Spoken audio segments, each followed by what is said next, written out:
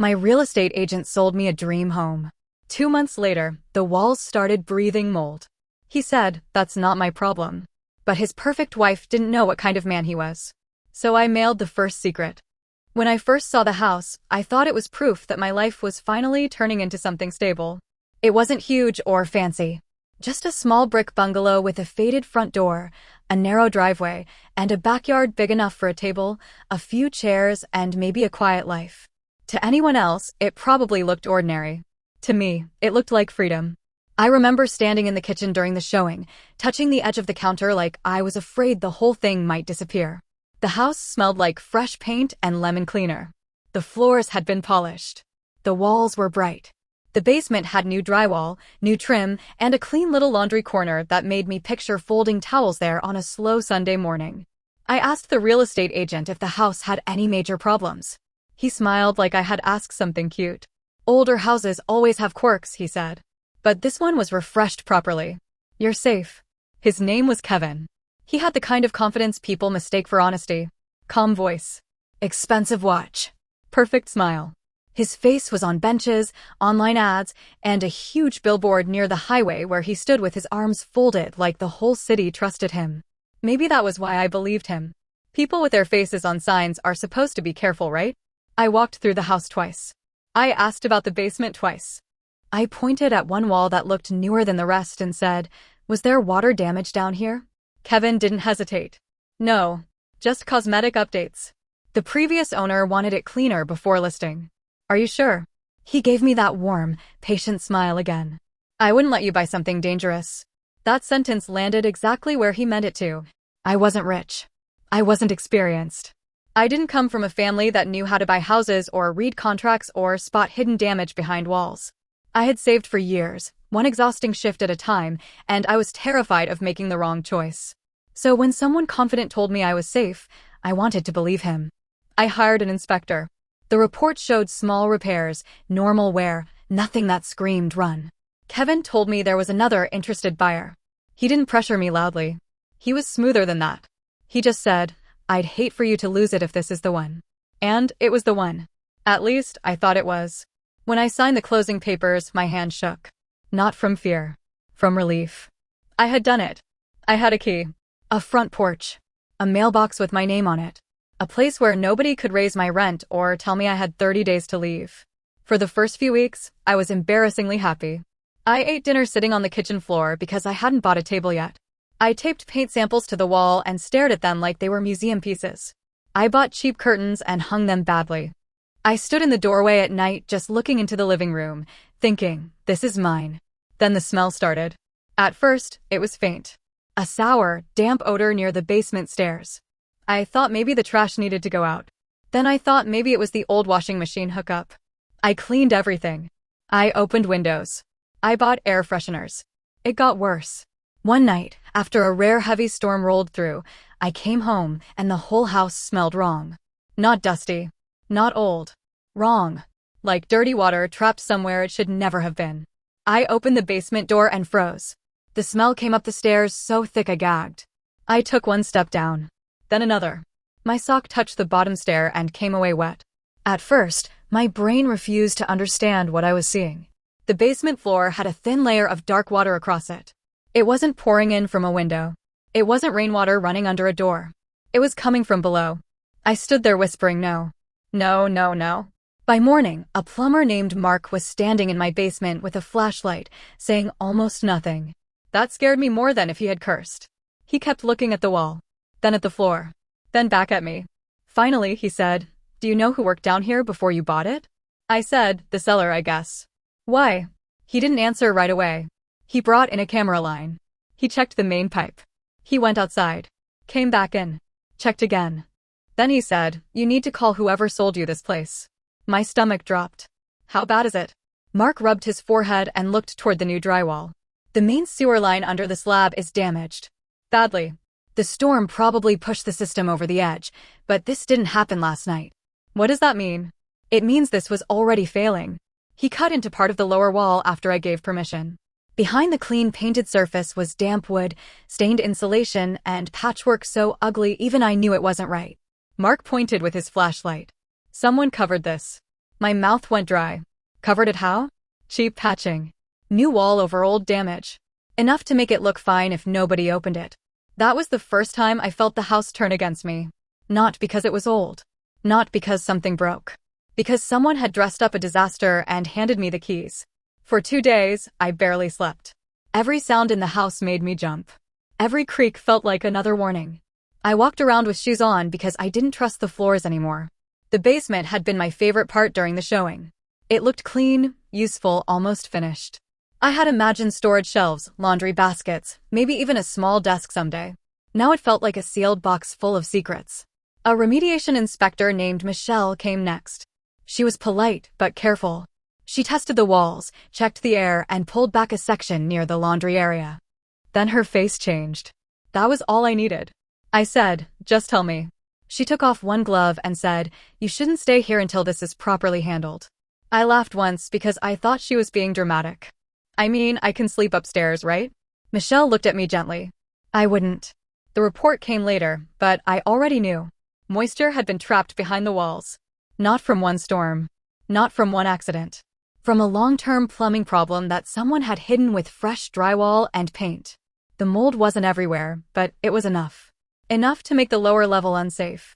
Enough to require real work. Enough to make every contractor who came through shake his head before giving me a number I couldn't afford. The first estimate made my knees weak. Then the second was worse. Repair the line. Break concrete. Treat the mold. Replace framing. Rebuild walls. Check air quality. Possibly dig outside. Possibly open more walls inside. Every sentence ended with money. Money I didn't have. I called Kevin. No answer. I left a message. No call back. I emailed photos. No reply. I called his office and got his assistant, Donna. He's in appointments, she said. It's urgent. I'll let him know. You've said that for 3 days. There was a pause. Then she said, softer, I'm sorry. I'll mark it urgent again. By the time Kevin finally called, I was sitting in my car outside the house because I was too afraid to go back inside. His voice sounded smooth and busy. Lisa, I got your messages. I'm sorry you're dealing with this. I gripped the phone. You told me the basement was safe. I told you what I knew. The plumber said someone covered the damage. Well, that's a serious claim. It's not a claim. It's in the wall. He exhaled like I was wasting his time. You had an inspection. The sale closed. I'm not responsible for every issue in an older home. You looked me in the eye and told me I was safe. I'm sorry you interpreted it that way. That sentence did something to me. I said, so you're not going to help me? He didn't even pretend. That's not my problem. I sat there after he hung up, staring at the house through my windshield. The little brick bungalow still looked sweet from the outside. The curtains still hung in the windows. The porch still looked like a place where someone normal might drink coffee in the morning. From the street, nobody would know it was rotting underneath. That became the part one couldn't stop thinking about. How clean it looked. How convincing. Just like Kevin. I moved into a tiny studio apartment with borrowed furniture and a mattress on the floor. I kept paying the mortgage on the house because letting it destroy my credit felt like another punishment. At work, I pretended I was fine. My coworker Karen noticed anyway. You look like you haven't slept in a week, she said one afternoon. I almost snapped at her. Instead, I started crying in the break room. Not dramatic crying. Worse. Quiet, humiliating tears I couldn't stop. Karen sat beside me and didn't touch me, which I appreciated. After I told her everything, she said, you need a lawyer. I can't afford one. You can't afford not to. She was right. So I found Brian. His office was small, with old carpet and a coffee machine that sounded like it was dying. But he listened. He looked at the photos, the inspection report, the plumber's notes, and the emails Kevin ignored. Then he leaned back and said, this doesn't look like a normal defect. For the first time in weeks, I felt something close to hope. We filed a claim. We sent letters. We demanded records. We tried to trace who did the basement work and who knew what before the sale. Kevin's side responded with paperwork. Not answers. Paperwork. They had expensive attorneys. Every request turned into a delay. Every delay turned into another bill. Meetings were rescheduled. Documents arrived incomplete. Everyone spoke in careful phrases that sounded professional, but meant nothing. Brian did what he could, but I could see the strain on his face. One evening, he called and said, they're offering a settlement. I sat up on my mattress. How much? He went quiet. $2,000. I laughed. Not because it was funny. Because if I didn't, I would break. $2,000 wouldn't fix a wall. It wouldn't cover my moving costs. It wouldn't touch the debt growing around me. I said, that's insulting. I know. Then why are you telling me? Because if we keep going, they'll bury us in motions. I can fight, Lisa, but I need to be honest. They have more money than you do. I hated him for saying it. Then I hated myself because he was right. The settlement meeting happened in a conference room with glass walls and a table so shiny I could see my own face in it. I looked awful. My eyes were swollen. My hair was pulled back badly. I had worn my best blouse, but it had a tiny loose thread at the cuff, and I kept picking at it until Brian gently moved my hand under the table. Kevin sat across from me like he was waiting for a delayed flight. He didn't look nervous. He didn't look guilty. He looked bored. 2 attorneys sat beside him. Another stood near the window scrolling on a tablet. Everyone had folders, expensive pens, and the calm confidence of people who knew the room belonged to them. Brian reviewed the terms quietly. A small payment. No admission of wrongdoing. Mutual release. Confidentiality. No public statements. No future claims connected to the sale. The words blurred. It felt less like a settlement and more like signing a receipt for my own humiliation. I looked at Kevin once. He didn't look back until I picked up the pen. Then he smiled. Tiny. Controlled. Almost invisible. I signed. When it was over, the attorneys gathered their things. Brian stepped into the hallway to take a call. Kevin's attorneys moved toward the door, talking about parking validation like nothing important had happened. For one moment, Kevin and I were alone at the table. He slid his phone into his pocket. Then he leaned forward. His voice dropped so low I almost thought I imagined it. Look, you're young. Take it as a lesson. I stared at him. He smiled with no warmth at all. Next time, hire better help. My throat tightened. He added, this is the real world, sweetheart. Don't play games you can't afford. Then he stood, buttoned his jacket, and walked out. I didn't move. I sat there with the signed papers in front of me, realizing the truth had not saved me. Being right had not saved me. Money had won. Kevin had won. I went back to my studio apartment and sat on the floor in the dark. I wish I could say I cried. I didn't. Something in me had gone quiet. For weeks after that, I moved through my life like a machine. Work. Bills. Calls from contractors I couldn't afford. Emails from the bank. More bills. The damaged house sat empty and useless, while I paid for it like a punishment. Then one night, I saw Kevin online. I didn't go looking for him at first. His face appeared in a local post about a charity event. There he was in a dark suit, smiling beside his wife, Nancy. I had never met her, but I had seen her in his posts before. Pretty, polished, always standing close to him. Their photos were full of smiling kids, fundraisers, holiday cards, ribbon cuttings, and captions about family. The perfect husband. The perfect life. I stared at that photo for a long time. Kevin had built his whole image on trust. That was his product. Not houses. Trust. He smiled on billboards and told people they were safe. He shook hands. He posed with his wife. He acted like a good man in public because good men are easier to believe. And I thought about what he had said.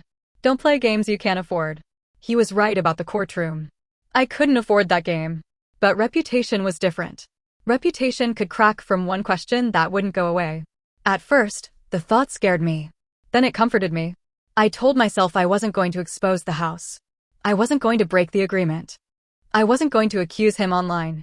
I was just going to make him feel uncertain. Just once.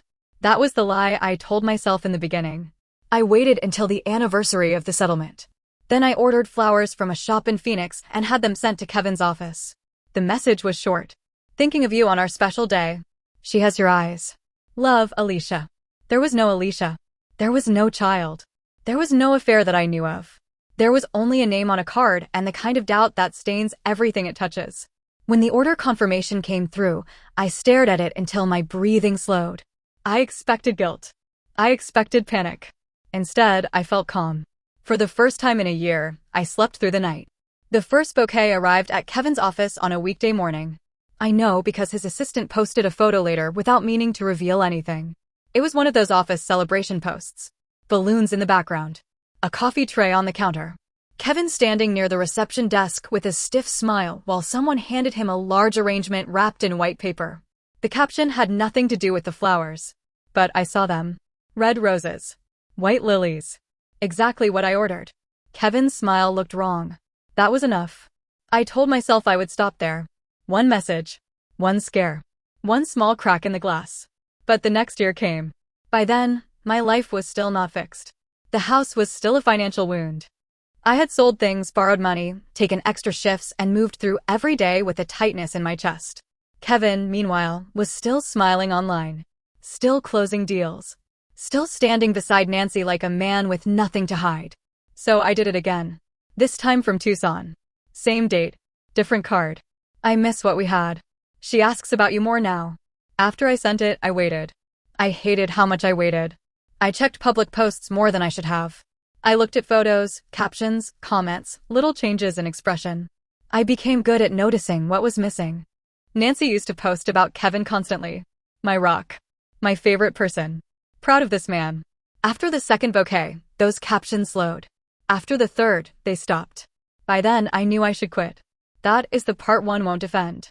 I could have stopped after the first year. I could have told myself I had scared him and walked away. I could have focused on rebuilding my life instead of checking his. But resentment can become a routine if you feed it long enough. And I fed mine carefully. I never contacted Nancy directly. I never posted online.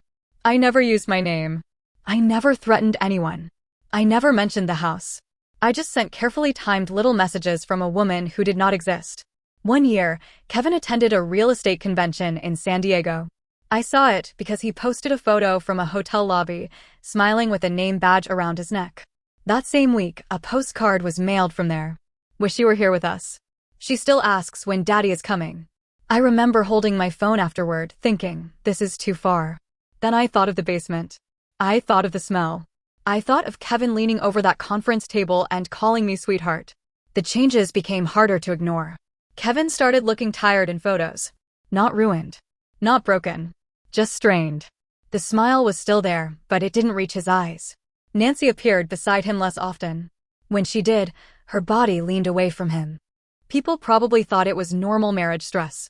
I knew better. Or I thought I did. The fourth year I used Riverside. The note was simple. I saw your new billboard. She pointed and said, that's him. That one felt cruel after I sent it. Not because of Kevin. Because of Nancy. I imagined her finding it. Reading it. Looking at her children. Wondering if there was another child somewhere, another woman, another life. That image stayed with me for days. But then another bill arrived, and my guilt hardened again. That was the ugly cycle. Guilt. Anger. Justification. Then another year. I became a ghost in his mailbox. A shadow in his office. A question he couldn't answer because there was no answer. No Alicia existed. No trail led anywhere. No confession could fix it. And that was the point. I wanted him trapped inside uncertainty, the way I had been trapped inside that house. One afternoon, Karen caught me staring at my phone during lunch. She said, "Are you looking at that agent again?" I locked the screen too fast. She stared at me. "Lisa." "What?" "You need to let that man go." I laughed under my breath. "He ruined my life." "I know." "No, you don't." She softened, but she didn't back down. "I know enough to see he still has part of it." That made me angry because it was true. I told her I was fine. I was not fine. By the 6th year, I no longer felt excited when October came. I felt pulled toward it, like something automatic had taken over. I knew which cities I had used, which messages I had already sent, which wording felt believable without being too obvious. That year, I almost didn't send anything. Then I saw a video of Kevin speaking at a local event. He talked about integrity, about guiding families through the biggest decisions of their lives, about trust. That word made something snap back into place. I sent one final arrangement. This time, I didn't send it to his office. I sent it to his home. The card said, 6 years is a long time to keep pretending she doesn't exist. Love, Alicia. After that, nothing happened for almost 3 months. No public reaction. No strange post. No visible crack. I thought maybe I had finally reached the end of it. Then Nancy posted in a local Facebook group, and the whole world Kevin built started burning down. The post was long. Not messy. Not frantic. Organized. That made it worse. Nancy wrote that she had filed for divorce. She said she was done protecting a public image built on lies. She said she had spent years being told she was paranoid, jealous, dramatic, and unstable. Then she wrote one sentence that made my whole body go cold. I was not imagining things. Attached to the post were redacted screenshots, messages, payments, travel dates, records from accounts I didn't understand. Names blurred, but patterns clear. At first, I thought I had created exactly what she found. An affair. A second life. A hidden family. Then I kept reading. There was no Alicia. There was no secret child. But there were other women. 2 of them worked around Kevin. Their names came out later through whispers and filings, not from Nancy's first post. The relationships had been going on long enough to make people sick when they finally understood the timeline. But that still wasn't the worst of it. Nancy had hired an investigator named Rebecca. Not just to catch Kevin at dinner with someone. She hired her because she believed, thanks to me, that Kevin might be hiding money for another family. So Rebecca followed the money. And the money led everywhere. Strange payments. Private accounts. Deals that didn't match the paperwork. Inspector referrals that looked less like referrals and more like kickbacks. Renovation invoices that raised questions. Property transfers that made no sense unless someone was hiding profit, hiding risk, or both. I read the updates like I was watching a storm I had started but could no longer control. Kevin's business partner, Raymond, pushed him out within weeks. That part became public fast. The company released a polished statement about internal review, leadership changes, and commitment to ethical practice. It was the kind of statement that says almost nothing because lawyers have touched every word. But everyone knew. Kevin's face disappeared from signs. His posts vanished. People who used to praise him online suddenly acted like they had always been suspicious. That was almost funny. Almost. The divorce grew ugly. Nancy's filings painted Kevin as a liar in every direction. Not just an unfaithful husband. A man who had built an entire life out of controlled appearances. For a while, I felt satisfied. I won't lie about that. The first time I drove past one of his old billboards and saw a blank replacement ad, I pulled over and cried. Not pretty tears. Not noble tears. 6 years of poison leaving my body all at once. I thought about the conference room. The settlement papers. His voice. This is the real world, sweetheart. And I whispered, welcome to it.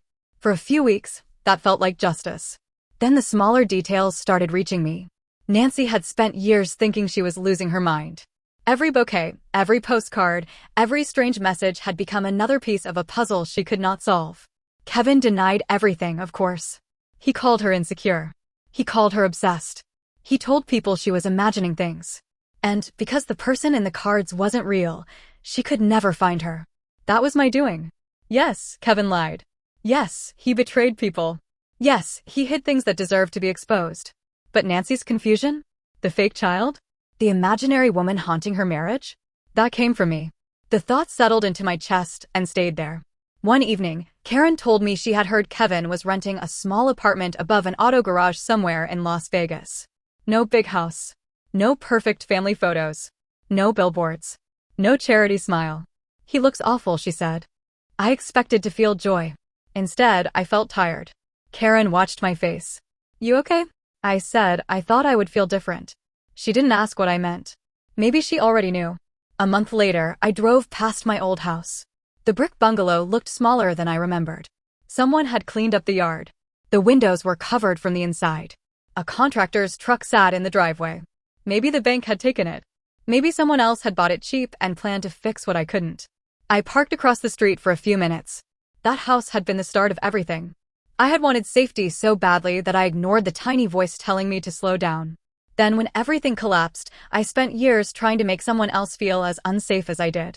And I succeeded. That is the part one can't make clean. Kevin deserved to be exposed. I believe that. Men like him depend on people staying quiet. They count on shame, money, exhaustion, and legal threats. They count on victims giving up because fighting costs too much. If Nancy had never investigated him, he might still be selling homes with that same perfect smile. He might still be lying to his family, hiding money, and calling it business. But I know the truth. I did not expose him because I was brave. I did it because I was angry. I created a lie so believable that it pushed a real woman into years of doubt. I told myself Kevin was the target, but I knew those messages might reach his wife. That was why they worked. I used her trust in him as the weapon. That is harder to live with than I expected. I never contacted Nancy. I have written messages in my notes up a dozen times. I'm sorry. You were right to doubt him, but not because of Alicia. She wasn't real. I made her up because your husband ruined my life and laughed while doing it. Every time I delete it. Because what would that do now? Give her peace? Or steal the little certainty she has left? Kevin's life is gone. Nancy knows enough. The business is damaged. The truth found its way out, even if it came through a door I never should have opened. As for me, I'm still rebuilding. Slowly. Not with some perfect ending where I buy a better house and become stronger overnight. I still rent. I still work too much. I still flinch when mail arrives. But I no longer check Kevin's pages because there are no pages left to check. Sometimes, late at night, I think about the first bouquet. How pretty it must have looked sitting on the desk. How harmless flowers can seem before someone reads the card. I thought I was mailing revenge. Maybe I mailed the truth by accident. So now I'm left with the question I can't answer. Was I the reason a corrupt man finally lost everything? Or did I become exactly the kind of person he taught me to be?